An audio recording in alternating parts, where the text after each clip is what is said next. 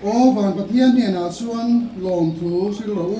อันยิลเนี่ยสุขุมกัวอินอมรองเสียที่อินสามจะสมทุนประสิทธิ์สร้างสมทุนประส่วนกันบัวนี่ปะเทียนเนี่ยนะเฮียนลมถูสวยนะถูต้องตัดกันเลยตุนสมาพวกเฮียนให้กันโปรเจกต์กันเสียอามาได้ตัวอินที่กลุ่มละหมาดท่านกลุ่มตีรุเตะคอมมิตี้ไว้นี่นะBranch Committee ส่วนKohhran Committee-a KTP Room thar dilna se tin kan lo rela Kohhran Committee-a kan han phelu ta Thar Committee-a Kohhran min ngai tua saka ten chuan Kohhran thla khan ni kuma khan kan chen phatani ten chuan Kohhran Committee kan lo ngai tua saka amun ma ten tin sianga lo en fel pui turin kan building lo pang phoi tu te la kan committee te kan upa te chen te kan khan han ruata thlir renga heavy kan next building kan building thar te pawh hi kan an tin zone ve deuh kha diam ro chu kan ho tu ten ron na fel ta kan neya tilai hmuna music room chunga khian mun nuam tak nei tu ome yen ho te ngu ti in ka du pha ten KTP OB ten en puya ten chuan han te halo thabiu do ni sia ten chuan kan an ten fel ta August tha ni ko August tha khan Kohhran Committee in KTP room chung music room chung ke KTP Room atan hai kan tin namin dai sakta ten chuan kim mai min han saksa zunga lakin a technical report kan ngai thanga KTP na kan han ti ve chin khatle ma zom chaw oma aba ka hi chu Kohhran building ani na ngin Kohhran in tam taki ati kan ti lai kha kan soi duwa zaina hian Pathian hena lawmthu kan soi duwa lin Kohhran committee la chunga po hian KTP lawmthu kan soi tang me aniและจงใจในหุ่นกันมาไงจงใจลูกเราป่ากันปะเทียนดูตั้งเงินมาไงตู้ยอมพื้นนั่นเด็กสวยนะกันสนับวางอินหลอมทุกันเชียกลุ่มตีรัชนากันเราอินรวมมันนั่นเด็กกันเราเบสเอ็มไหมให้KTP Committee Roomทาร์เตไปเฟลเราไม่ตากุมินาเฮียนเราป่ากันปะเทียนกันเชียตากินเฮียนกันวันเซนตากันอินโปรเจกต์ปะดีกันเนี่ยช่วงกันโปรเจกต์แต่พอช่วงกันพากันตัวกินKTPเด่นเราป่ากันปะเทียนกันในตัวเองว่ามันจะพอกันเสียมากเห็นสูงตัวทางจะพอกันเลยทีนะส่งอาจจะช่วยในดวงตัดกันจังอ่ะที่ชวนเฮก็ไม่ตื่นรุ่งกันเอร์เล่กันเบสไม่พอหุ่นตะกะกันมาหุ่นตะกะกันในเพลนี้กันเสียให้มีอัตราเราปะหลอดสินนะมีโมทีส่งที่ฮีเราคุยกันตีกันตามที่เราคุยตัดนี่ตีสักบางเฮียนกันเรามาลองคุยกับเชนี่zanin kan hun man tur zong sum po hi lalpa iro puinan kan dan sia lakin zela hun local zel turatan kwa he hun atang hian lalpa kan Pathian iro puina tur thil iro puina imi ro puina tur thil kan lo real so se thina turatan na in hun se kan che kan lalpa iso krisa min heng ti kan di le amen ti khan kan project lom pang khan in han kai swai chho mai ta se la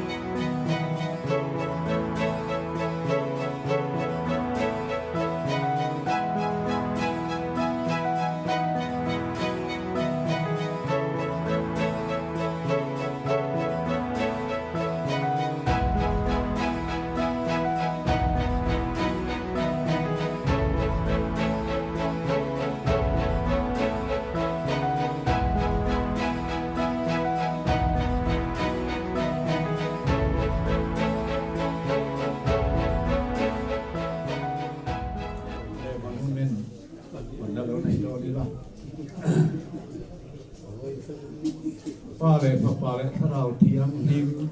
mingin he kan Kohhran Christian Sarai Paul Monument hi Pathian ro puinan lom takin home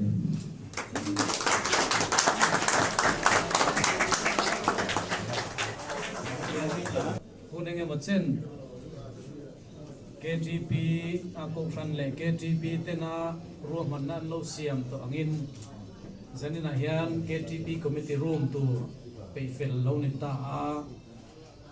chuwang chuan pa le fa pa le tharau thiang dim hmangin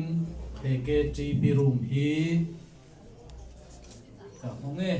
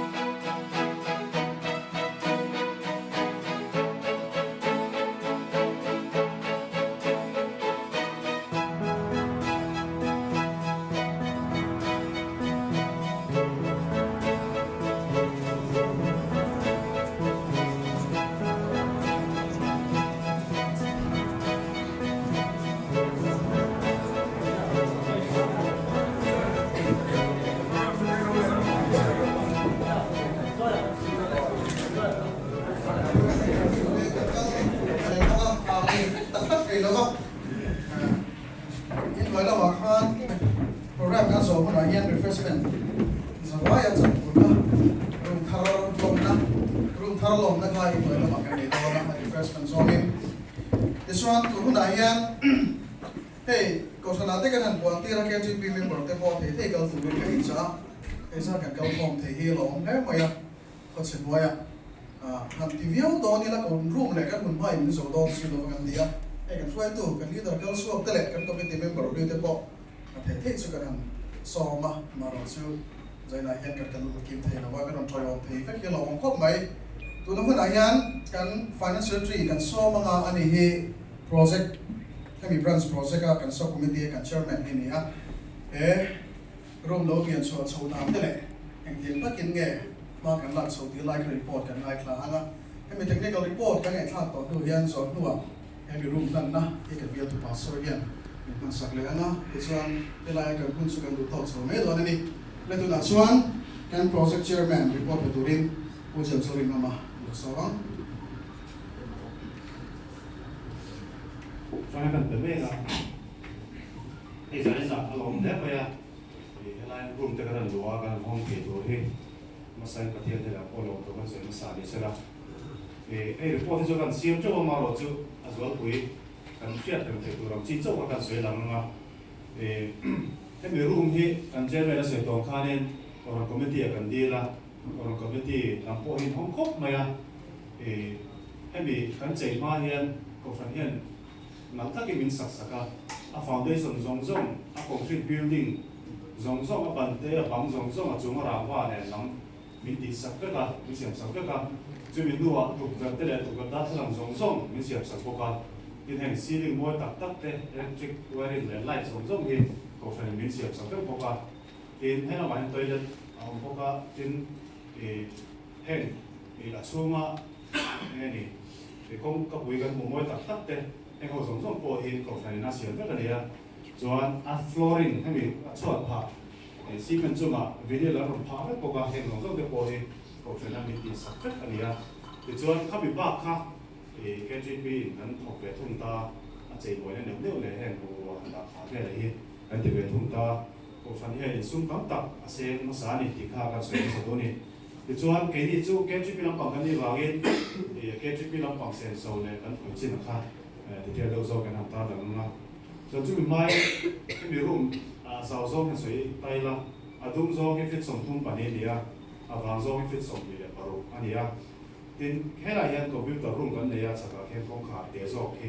cái computer room tụi nó này à, đã làm trong trên bộ để bỏ cái này làm câu chuyện đó là cái đúng do fit của vàng fit của thì bỏ cái này, thì cho nên tụi nó cần tin nắm cái platform đầu can sang lại thì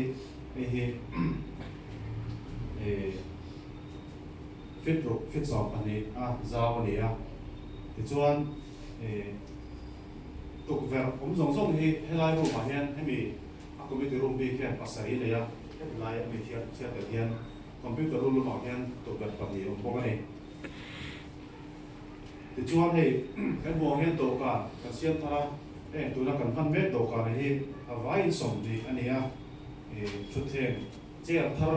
tụi nó cần chút nào cần phân biệt cái hết lại xưa cần đổ về đó cái lại môi hậu hết vài sống đi thì thì cho nên cái room hết cũng bây giờ cho nên mình sống đi bằng lên tụi nó ngày này chúng có đâu để rồi tụi nó cái này rất mỏng cho nên ai tổng thể bỏ cái này thì committee meeting rate tập thành số qua một tất cả chủ thể tụi nên các nhà này sắp khai mi sống đi bằng lên tụi nó thì cái lên là gì thì cho nên các làm quỹ sẽ lại room xuống về ta sẽ là sẽ số lượng bằng phổ hiện làm quỹ ta làm tay là căn parda te le chair te hi ai zo la chuan thil mar khoi me maya tin plastic chair te po hi tam thang som li bo ve le do chuan in an lo ni ti lo wa tin cha te lo mai le tak khat chuan ma lo le lo in kan member chen khat te sil cha la kan su sin ha sil cha mi kan su le ya chuan in parda mar ta hian chen sing li le sang ti rong hả thì em họ đặt tới để chỉ nó của sống sống tới hiện đã cho đến sinh thì sáng liền để sống thì cần xe nga đến chơi là mang hết xin ai do là hiện sáng thì sẽ liền mà đi học thì xin trả là hiện sáng thì sẽ đi sống ngay gần đây thì mà rồi chút thiệt mà những lượng tiền còn nằm đây để cho nên ai sáng sẽ được nga mà rồi ai do lại là cho nhiều do cái này ai do để ai can thì cho xin trả thì cần dùng lấy cần dùng thì anh nên xin nó sẽ sâu rộng rộng cái mua cô anh nên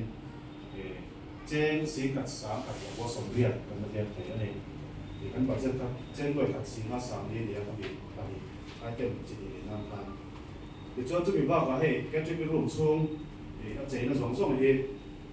em bị one self phát triển platform để lại cái mông lama thì citation về tận đó na self về tới đấy tụi nó cần make cái platform thì chế sinh à chế cái gì mà đi à cho đồ काम thì xong đi thì đó cả chế nuôi cái tin phải cái complete thế à tin computer room mà cái số nó có rất là nhiều mà thì cái phải là gì nó xem một cái tin là cái sản phẩm cái là hiện chế sinh sản nó xem một cái tin thì áp dụng thì room người mấy cái thằng tụi mà xem thì áp dụng số cái đầu vàng in để room trả cái thằng đầu vàng inวันพุธที่การเผยมาสาอารมณ์จะพอชัดเจนเอเชียนเป็นกับพอร้อยอะไรที่ทางมาเจนสิทุนไล่กับเซนอันนี้ที่ให้เขาเป็นช่างต่างเสียอันนี้บ้ากับอารมณ์เนี่ยเราเสียเราพวกเราเสียสองกันเดี๋ยวเราเนี่ยเนี่ยคนที่สั่งหัวที่การนั้นตัวมาการหัวตาข้างหน้าการดวงควันก็คือ1.5 tons แบบนี้อ่ะอันนี้การหัวก็ควรเห็นการรูปที่จมเนี่ยเดียวตัวละกันง่ายอ่ะapa ni kuan chen si kuasa ni mana ni chuan yang KTP la ma kan sian so tu song song hi mi room bi ka tam yan chen noi bi si kwa ta che kan le ya ka chuan in chen si ka sa mi sa ko som bia kan mang ba ani chu technical report ta se la chuan thằng qua mi ko la sa bi zo la hela na dinga pa pa mai se la ani hi bi la kan report to wa na technicalแล้วตอนเคยตู้เดียก็เป็นพวกเราชอบแค่ที่พวกคนกันชอบอันนี้ไอ้ที่มาก็ถึงที่เราเป็นสัญญาจริงๆแล้วนักการเคยอันนี้ต้องไหมอ่ะส่วนคำว่าผู้สมุนไพรยังไงที่เคยไปรักษาอันนี้ที่โปรเจกต์นำมาการสู้เป็นคนตู้อันนี้น่ารักการเสกการเสกจริงเดียสุ่มสองสองพวกกันเรื่องการพวกต่างสองสองพวกมาพวกเดียวไม่กันเนี่ยอันที่ปนี้ถ้าเคยตู้ตัดกันเนี่ยไอ้ชูเจนเป็นอันนี้ต่างกันngay đầu tiên ở đâu phải được ngay sau là số đấy các bạn cái phần lệ nó sẽ số của pháp quý thì sẽ là ở do nghe lọ nghe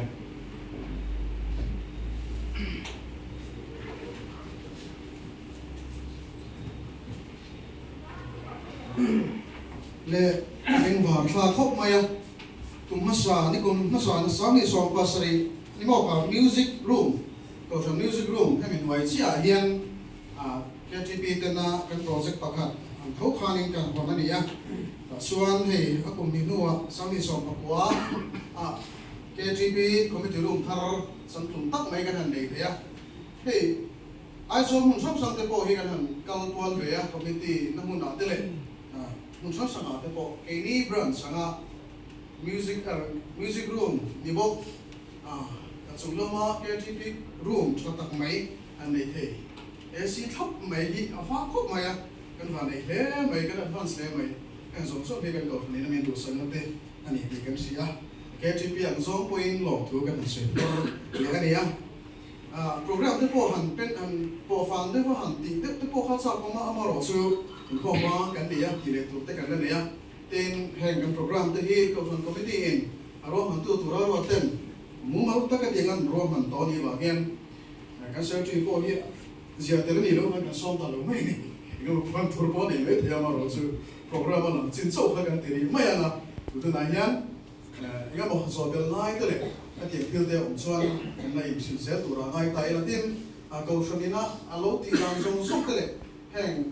structure giống xong nào tới bảo hiểm cái một chân sự tụi nó mà hàng cái work supervisor cũng vào liền rồi là tiền anh thổi đi mềm mày àส่วนนั้นแต่จานนั้นแต่กันให้เห็นคุยแบบเช่นนั้นมาเราจงสงสารปวดส่วนโต้กันส่วนไปเสียกันกันไปหาโจกอ่ะนั่นโจกเลยเตะแล้วว่าเตะช่วยพับให้กันดูวิวโตเส้นตะเกียบเตี้ยมินการโจกกันนี่จุดเดียวเขาส่วนนี้รูมเราบอกคิดที่เราตัวตาเนียนกันว่า supervisor กันพอเห็นฉะนั้นมินไงคุยทีมกันรูปbuilding เรามากันช่วยตัวเต้Kohhran Committee IOR KTP Room KՏP min ngày gần em boka tiền hiền quy trình số thế ta đi xuma kan long tận sẽ cái này lại kan pastor kan so mà trong trái này còn thế mong sẽ là chúng tôi soan rồi là mà refreshment cái đó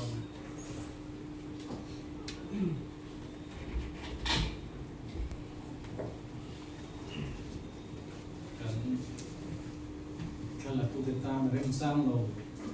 เลี้ยงเราเป็นโอ้กเตียอันพุ่งโตกันอีกข้าวไม่โตนะวางินจงใจนะข้าสังปาตะกะผมโดนเราวางินหลันนะนี่ปะฟอมเฮียนกันซาดิตัวริมรั้วอินรั้วมันไตละซึ่งมีชุดทลาไตไปละชุดอินเซียนเรื่องเทไม่ตัวละกันไปอันนี้โปรแกรมดังที่ดังซึ่งนักกินละหมาดตัวเงินกันติขันนี้หลันนะcommittee room หลันนัดตักไปแข่งในหลันนัดตักกับข้าวมันชุดกันโปรแกรมโตนะอันนี้สุดตัวว่ากินกันใจนี่ดีครับ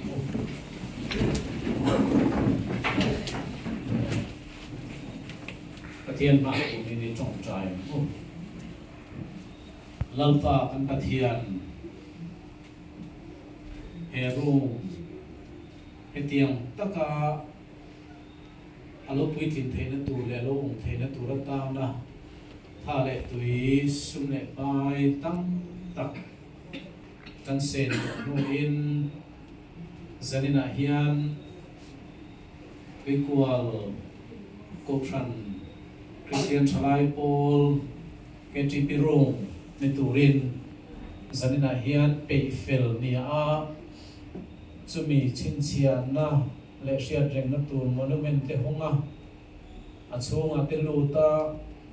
tuna hian he room hinang ma hnena